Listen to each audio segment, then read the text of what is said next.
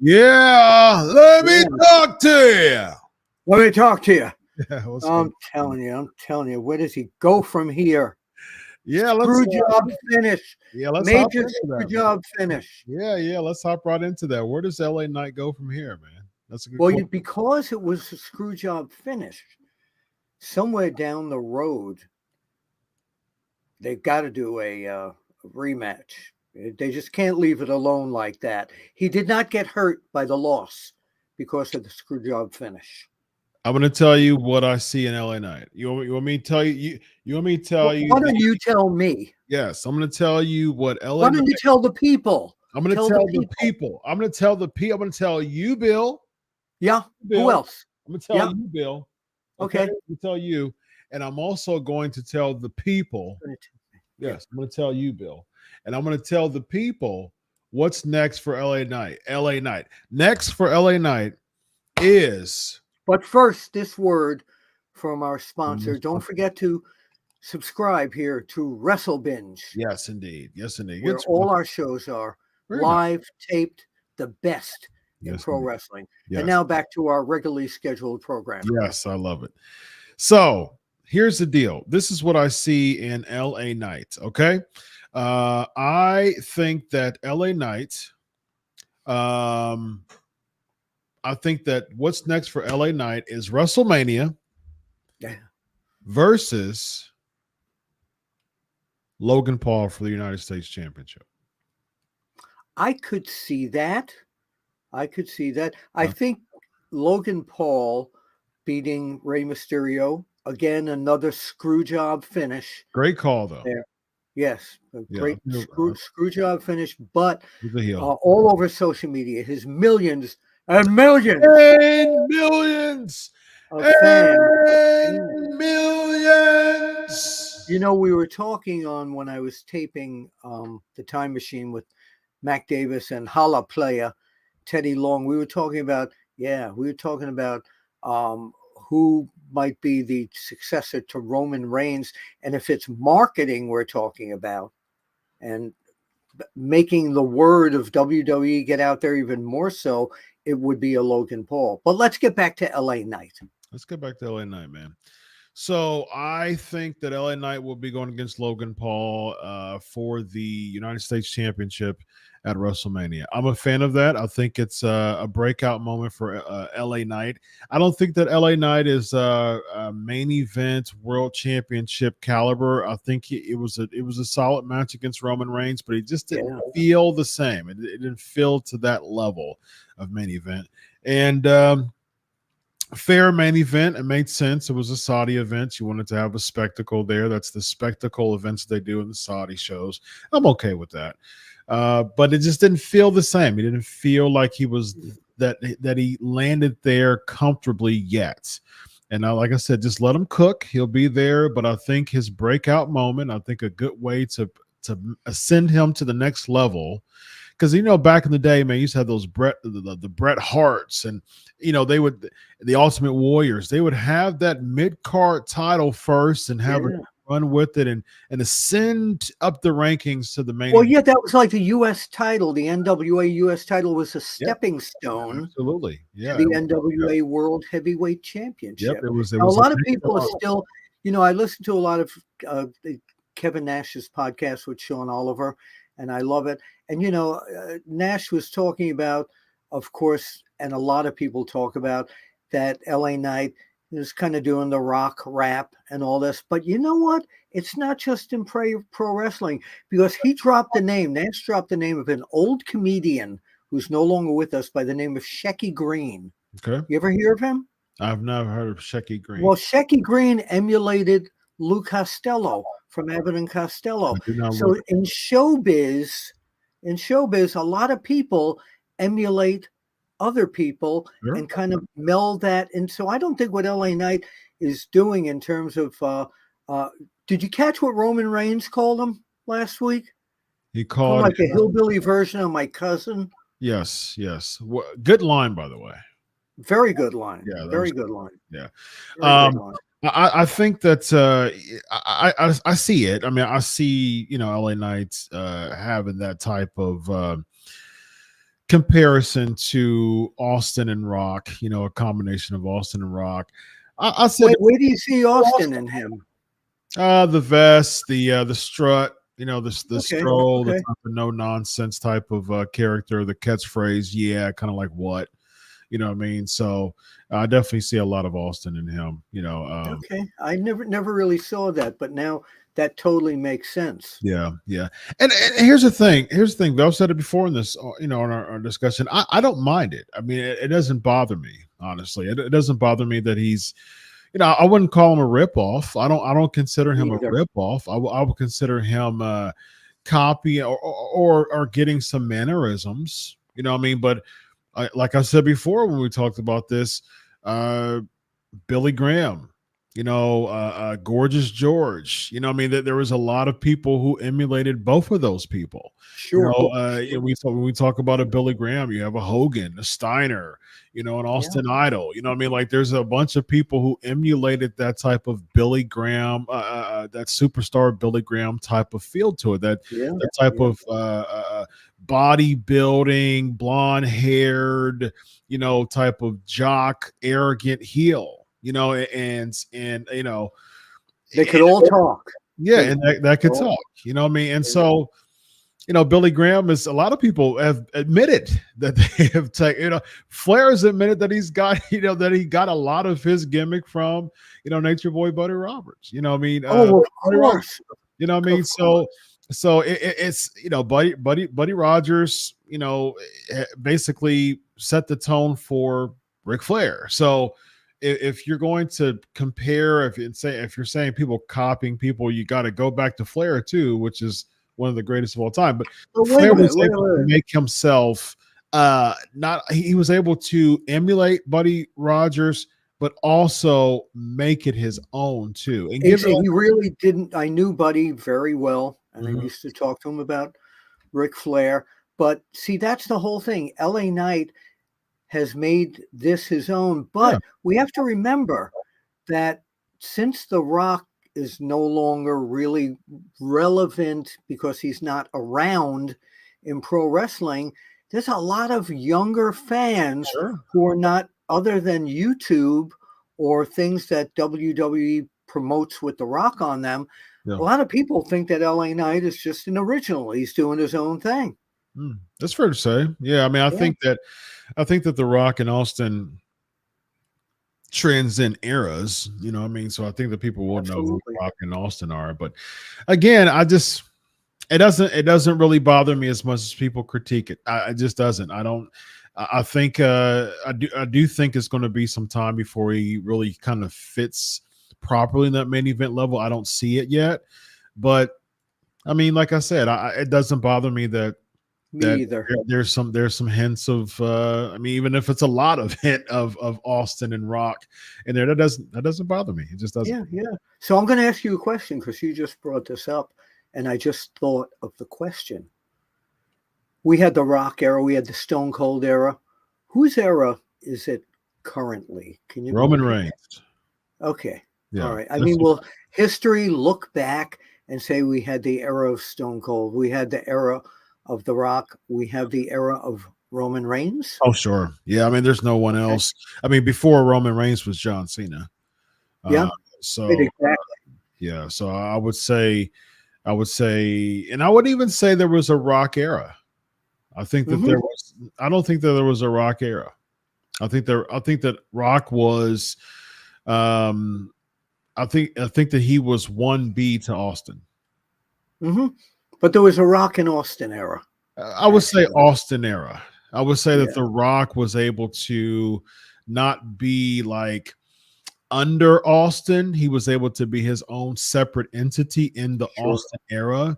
That he was able to transcend, and be as good as Austin, be very comparable to Austin. But I never saw a Rock era. I think it was a Hogan era, and then it became an Austin era, and then became. I would say in between Hogan and Austin, it wasn't necessarily a big era. I would throw probably Michaels in there. Absolutely, yeah, Michaels in there. I would say probably Brett before Michaels. Although, I would say Brett era, because the thing is, between Hogan and Austin, there wasn't really a major era as far as like a wrestler. Brett was there. After Brett was Shawn, but there wasn't necessarily a era, so to speak, to me when I'm thinking of that. But it was Hogan, Austin, in between that, Brett and Shawn, and then after Austin was Cena. I mean, because Shawn, Cena's correct. Because Austin left in 19, right? He left in WrestleMania 19, so that was 2003. That was his last match before last year, and so Cena debuted in 2. So I think it's safe to say that the Cena era was 2002 on to about 2000. So we're talking about Cena. Probable after 18 vicious thumbs to the larynx. I think it was very nice of whoever put the match together and John Cena to say, let's put this guy Solo over, because we don't know what's Cena's swan song. Maybe he'll make some appearances, but it takes a lot for a major celebrity, a major star in the business like a John Cena to go ahead and say, I have no problem putting over this kid, which is what he did, because I've talked to people in the know. He did put him over, but I think he'll get his comeuppance at WrestleMania. You do? I do. Yep. You think he's going to have a match against Solo and beat him? I do. Yep. I don't want to see that. I want to see, to me, Solo working from underneath sometimes bothers me, because they brought him in as this monster. Well, I think that they kind of laid the Easter eggs down already, because for some, I thought it was weird, and I still talked about this in my previous show last night. I thought it was weird that Michael Cole kept saying that John Cena hasn't won a singles match in 5 years. I think that I don't think that's a good way to build up your heel. Like you're supposed to make your face look dominant. Like, how is that putting Solo Sikoa over knowing that he's beaten someone who hasn't won a singles match in 5 years. I think that was a bad. I mean, and Michael Cole's a legend. You know, he's a Hall of Fame commentator, but I don't think that was a good way to put over Solo. But I think it would make sense if the angle is John Cena's trying to get a win. He kind of is coming from behind. He's trying to, have that last swan song moment, and he's still trying to win these matches, these singles matches. And then eventually he takes some time off for a few months, because what could happen is you could have Solo dominate the Royal Rumble, Cena come in as an entrant, and then you do the old, both Cena clothesline them both out. They're both eliminated. They brawl to the back type of deal. That sets up a feud that rekindles the feud. Yeah, no, this is good. This is good booking, but I don't think they're going to do that. I think they're going to leave. I don't think Cena and Solo's going to have a return. That's just my feeling there. Yeah. Best match of the night, my opinion, was Cody and Damian Priest. I thought that was my match highlight of that show of Crown Jewel. Let's go back to the Cena Solo thing. I think that's a more buzzing topic. Okay. I do think that's where do you see? Okay, so if we don't get Cena Solo, I do think it's a marketable match, especially what we saw in Saudi. I think that there's potential legs behind the angle if we do see it again.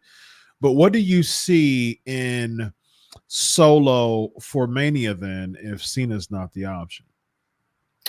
I'm not sure what I would see for Solo. If Cena is gone, then Solo's got to take on, to build Solo higher, he's got to take on another babyface, obviously. Yeah. But I don't know who that is at this point. Which brings me to another heated topic with you. Okay. You always say, who's the babyface? Sami Zayn. And Seth Rollins on Monday Night Raw. Yes. You have two baby faces. The fans loved it. And you always ask me, which one's the heel? We had two baby faces against each other in a really good match. Yep. It was almost like a Ring of Honor match with them shaking hands after that. So here you go. You always tell me one guy's got to be the baby face, one guy's got to be the heel. And I've always said I've seen babyface against babyface, and I like the match, and I like this one. What did you think about it? It's a good match. I wish it would have had more legs behind it. I wish it had more steam behind it. I think that's just some one-off announcement match with Sami Zayn losing yet again doesn't really help Sami Zayn. It's just a good match, for a Raw. I just wish they would have more build to it. I don't like the way that WWE are building matches nowadays. I think that could have been, why not be a Survivor Series match? I mean, I think you really could have put some steam behind it. With Sami Zayn, being a part of War Games with the Judgment Day, sure. But at the same time, I'm not really feeling a Judgment Day War Games. It just doesn't really do much to me. But with the whole babyface versus babyface dynamic, I'm not as upset at babyface versus babyface as I am heel versus heel. Because to me, heels versus heels makes no sense. The audience isn't rooting for anyone; they're booing both of them. Theoretically, they're booing both of them. So, if you do like a Batman versus Superman, they're both baby faces, right? But at the same time, they're both, just kind of dueling, and then eventually they'll get the respect at the end. But when it's heel versus heel, like you want both of the heels to be destroyed, so you're not really rooting for anyone. Well, so sometimes the crowd turns on one of the heels and starts cheering for those heels, for the heel. Sometimes. Yeah, but that's bad. But that's not long. That's not long-term booking, though. No. Yeah, and I think that's one of the biggest issues with modern day pro wrestling, is because there isn't any long-term booking. I mean, of course, more than I do with the mags. But especially, you know, I've been watching wrestling since the mid '80s, and I remember, you know, like a Hogan Andre, right? Like it started off at the beginning of the year when Heenan brought in Andre and the episode, you know, the talk show episode, and Andre rips the chain off of Hogan, and Hogan's, you know, super surprised that his buddy's coming in with, you know, Bobby Heenan because, you know, stem from, you know, Hogan getting a bigger trophy than Andre did. Andre was undefeated for 15 years, and Hogan was champ for 4 years, and he gets the bigger trophy. Andre gets jealous. Bobby Heenan takes advantage of that little slither of jealousy, and he brings in Bobby Andre, rips the chain off. Hogan's bleeding, and it's just that is feeling, that is emotion, man. That gets into, and that made the irresistible force versus the immovable object match at WrestleMania so much more. You know what? I just thought of something we're ignoring when you're talking about WrestleMania and great feuds. Out of nowhere, this could be an RKO out of nowhere to defeat Roman Reigns. Maybe he's the guy. People have got him kind of on the mind only when people like us talk about him. But what about a return of the RKO out of nowhere, and he just happens to become somehow the top contender, and it might not be WrestleMania, but he becomes a top contender, and he's the guy to dethrone Roman Reigns, because I don't see anyone on the roster right now. You were talking about Logan Paul. I get that with the social media and all that. But in terms of a convincing opponent, to me, Randy Orton's comeback could be that. What do you think? I'm totally fine with the Orton comeback against Reigns. I think it should be like a Royal Rumble. I'm totally not interested in Orton dethroning Roman Reigns, though. Yeah. Because you've worked up, you know, over 1,100 days of Roman having a title reign just to pass it over and pass the heat over to someone who's been. It's baloney, though. I love Roman. Come here. I love him. He's my guy. But, and I mentioned this on Time Machine, the title's rarely defended. So it should be like a Seth Rollins, you know, with this title being defended a lot more. But I think a Randy Orton, I don't think Damian Priest is going to be able to cash in on Roman Reigns with the Money in the Bank thing. But if somebody like Randy Orton beats Reigns or Rollins, then I think the cash in will happen. Now, I'm not interested in Orton. No, I'm not interested in Orton. Really? Reigns. I'm not interested. I'm interested in Orton versus Reigns for the title. Yes, but I'm not interested in Orton beating Reigns because you drew, and I agree with you wholeheartedly as far as the lack of title defenses with Roman Reigns. I think he's defended like 55 times or 57 times in over 1,100 days. And I saw a graphic recently of him versus Hogan because he's about 300. I think he's got until like September of next year or something like that to pass Hogan. But it's days. It's not times he defended the title. Bruno defended that title 5 times in a week. So Hogan defended it 4 or 5 times a week. So my point of that. That's my point. So my point is, he only did like 50 something times in 1,100 days, whereas Hogan did it like 400 something times in 1,400 days. So I think it's ridiculous that Roman Reigns is only defending the title like once every 2 or 3 months. I think that's ridiculous. I mean, he's your moneymaker. He's your world champion. If he needs time off, go for it. I'm not mad at that, but don't have the title on him. You know, who to put the title on while he's taking a few weeks off. And that's the thing. I don't think you give Orton the rub from all the equity that WWE has built in Roman Reigns as being a top. Like Roman Reigns looks head and shoulders above everybody else. It took him 3.5 years to get pinned. That's how much they're putting stock in Roman Reigns. he looks legit. He looks like a star. He looks above, head and shoulders above. If you give Orton the rub, who already has a Hall of Fame career, I don't think that's building a star. So the question is, who's the star? I don't think that they've built someone as strong right now. The person's there, but the question is, who is it? What I mean? Like what top baby face right now looks even to the level. I think that they could have done something like, honestly. Yeah, honestly, don't lie to us. I'm not a liar. Honestly, okay. if I had a choice, if I had a choice of someone who could beat Roman Reigns right now, because Elimination Chamber, it's typical. It's there is going to be in Perth, I believe, this year or next year.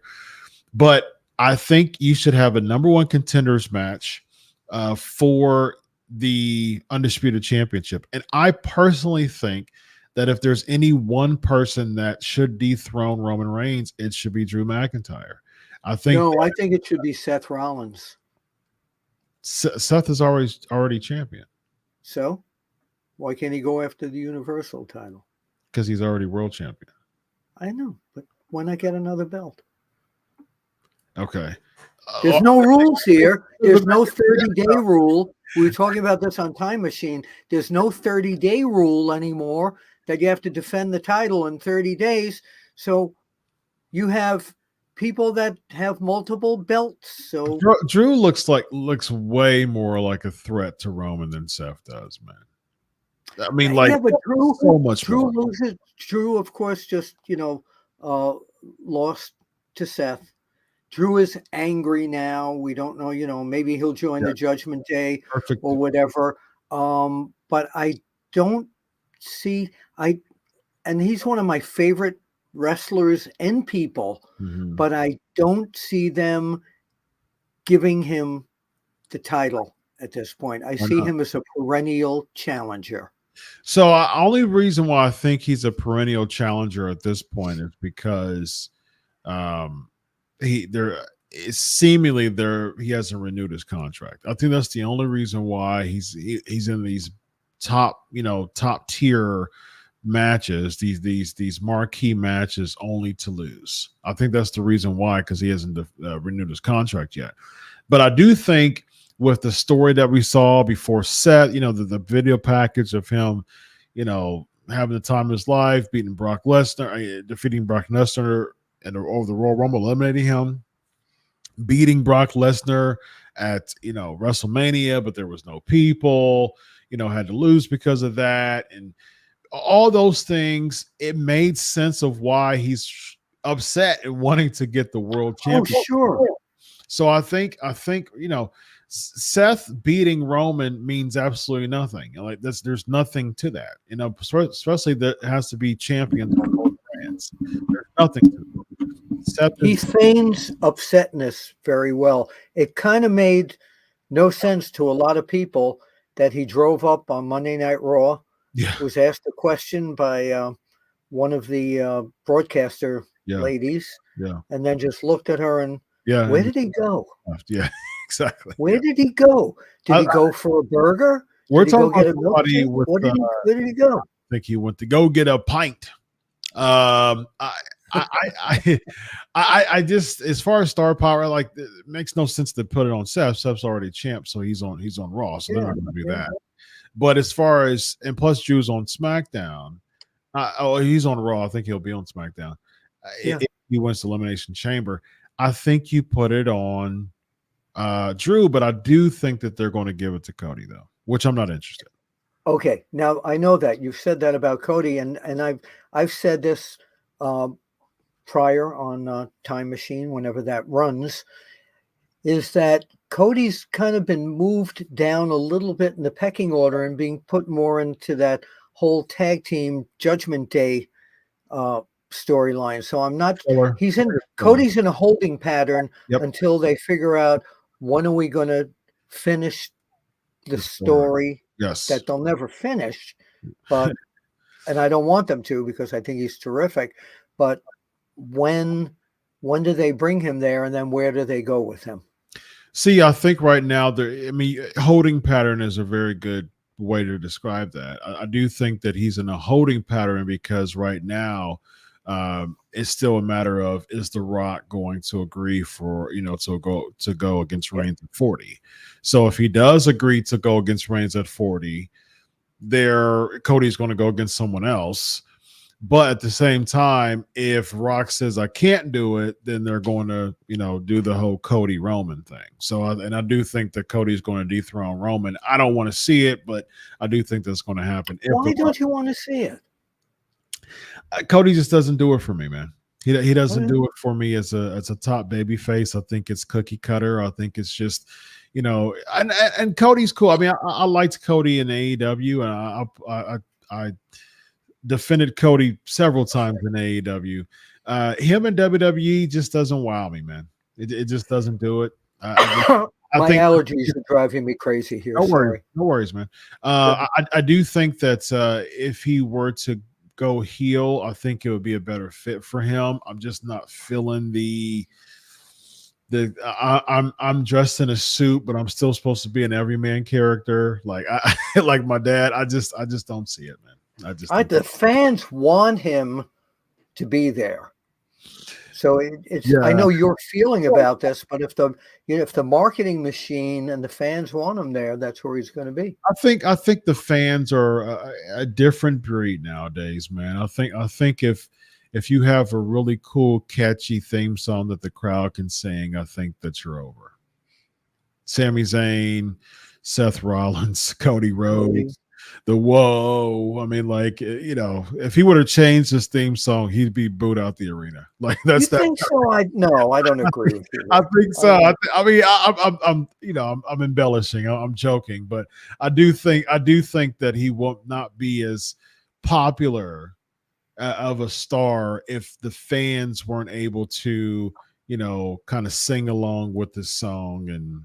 That's everybody. If you really think about it, now though, like I've noticed a few boos, and the rumblings, the scuttlebutt on the interwebs is that people are getting bored of Seth Rollins. You think so? You think they're getting bored with Seth Rollins? I do. Do you think he's too broad of a? And I've mentioned this before. Do you think he's too broad of a character to be the respected world heavyweight champion? I don't think he's really putting the prestige in the world heavyweight champion as much as he should. I think Gunther is actually more prestigious. I think his title reign feels more prestigious than Seth Rollins does. Seth Rollins hasn't really put himself in a big storyline. I mean, he had a little bit with Shinsuke over a back. It was just a weird angle.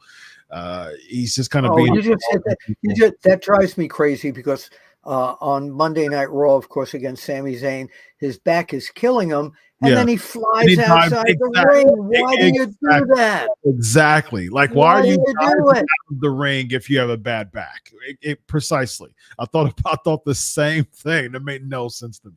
So unless he's preparing us for getting out of here for a little while. And that, the doctors have told him that he can't work because of his back. The 30-day rule goes in. They have a championship tournament for the title. Not a bad idea. The 30-day rule is back in session. All right, we got to roll. We got a couple minutes. Got a lightning round. Of course, Super Chat comes first, so we are going to give some love to Rollins. $9.99 Super Chat. Is Undertaker too grand to have his own era in between the Hogan and Austin eras? Taker had main event world title programs with Hogan, Brett, Shawn, Austin, Rock, and he did many with both Cena and Roman. I think that the Undertaker is probably the only person to transcend eras. I totally agree. The Undertaker never had his separate era, like Hogan had his era. Austin had his era. Undertaker's era kept going even past the loss to Brock Lesnar. I agree. I think that the Undertaker was, prominent in the Hogan era. He was prominent in the Austin era, and he was prominent in the Cena era. So I mean, the Undertaker literally was the the bedrock of all three of those eras. He was there, you know, and he was one of the most over people. He was kind of like an era of his own within the subcategory. Within every other era, the Attitude Era and everything. Sure. Great question, Roland Curtis. Roland always asks the really, really good question. So, all right. So, of course, Super Chat gets a guaranteed slot in questions, and we got lightning round time. We only got like 90-second lightning round. So let's do it, brother. We see. All right, so again, I can't guarantee. Calm down. Defend the title. Get out of here. Yeah. Defend the title. Yeah. Roland also agrees. There's nothing to Cody character. Johnny agrees with me. Let's see. Let's do this. Aditya. How do we keep the product fresh and unpredictable on a week-to-week basis, considering how many returns and endings seem predictable? Yeah, we'll close with that question. What do you think? Unless that's we have that's a great question, Aditya. And my answer to that is this is like doing a weekly TV show. Let's say any TV show where they have to keep it fresh every week, but these guys do it live every week. And I can tell you, because I know the writers, I know the producers and all that. Yep. They bust their butts to keep it fresh. They have to get, like Monday nights, they have to have 3 hours of live television. Then NXT, you've got 2 hours of live TV. SmackDown, you've got 2 hours. So all this stuff, they try their best to entertain us and keep it fresh. And sometimes it works, and sometimes it falls flat on its butt. Yeah. Good assessment there, Bill Apter. All right, everybody. Yes, indeed. Before we get into the plugs, hey, man, be sure to hit that like button, man. Sportskeeda, Russell Benz. And here's the thing. You know what else rises the algorithms of UnSKripted, which greatly appreciate all your support. UnSKripted continues to be one of the most watched weekly shows on the Sportskeeda Russell Bench channel. So thank you so much for that. So much fun. And be sure to even boost the algorithms more outside of the Sportskeeda Russell Bench crowd. You know what causes us to be in people's suggestions and side, recommendations and home screens? If you, one, like the video, and two, have a positive comment about the show, and be sure to share it. So the more you do stuff like that, the more it boosts the algorithms for other people to know about this show. So thank you so much. You know what they don't realize, though? What don't they realize? This isn't real. This isn't really us. We are products now of artificial intelligence. Wow, AI. Yeah, wow, it's incredible. Wow. Yeah. Let the listeners know where to find you and enter in stuff that you got going on. And all right, at Apter One Wrestling on Twitter. Yes, I'm also up on Facebook. I'm all over the place, and a lot of bookings coming up for me next year. And one of the big ones I want to mention is in May. I'm coming back to St. Louis, Missouri. Nice. So go to sicw.com, and I'll be doing my one-man show in St. Louis, hosted by Sportskeeda's own Hala Hala, Teddy Long, and Mac Davis, and a lot of other bookings. Chillicothe, Ohio, that is Bobby Fulton's promotion, that has booked RVD against Matt Riddle. Wow. That's going to be incredible. Yeah. Very nice. So I'm booked at the convention that day, and you'll be there too. I should if I get another invite. I usually get invites there all the time. Listen, I know that you're in. Yeah, very nice. Yeah, I'm good friends with Bobby Fulton. I know that. So yeah, I should be there. I plan on being there. It's in March, right? Yes. March 9th, I think it is. March 9th. Sounds good. I will be there. All right, follow him at Apter One Wrestling. Follow me at Chris Prolific. I'm actually heading over to Pancakes and Power Sandwich. We're not there. Where is our? I still haven't got any type of message or any type of email of the new lower thirds, man. Still. I don't know if Sportskeeda producers are watching this. We want our Yes, we do. We want our Under us here. we want our at Okay. X handles Not underneath. X. Yes, we want our X. Yes, we got our X handles. This guy, After One Wrestling, I'm at Chris Prolific. I'm heading over to Pancakes and Power Slams where I'll be ranking That's Roman Reigns. all of the Crown Jewel matches. So head on over there as I head over to Pancakes and Power Slams. All right, ladies and gentlemen, this is Unscripted. Once again, bunch of fun. Have a good night, everybody. What's your monitor? Matches. There you go. That's your tagline. My tagline is Solo.